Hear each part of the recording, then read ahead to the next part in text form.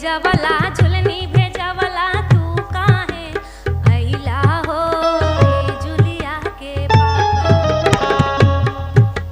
झुमका भेजवला झुलनी भेजवला तू काहे ना अइला हो ए जुलिया के पापा। हमके सजिया पे तड़पइला हो ए जुलिया के पापा। हमके सजिया पे तड़पइला हो ए जुलिया के पापा।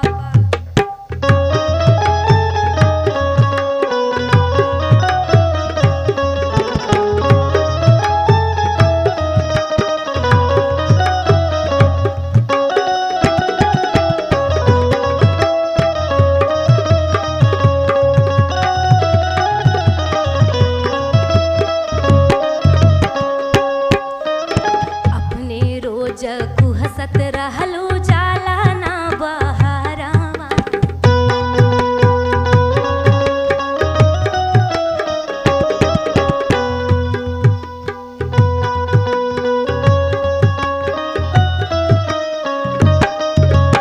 अपने रोज कुहसत रहलू जाला ना बहरावा। अपने रोज कुहसत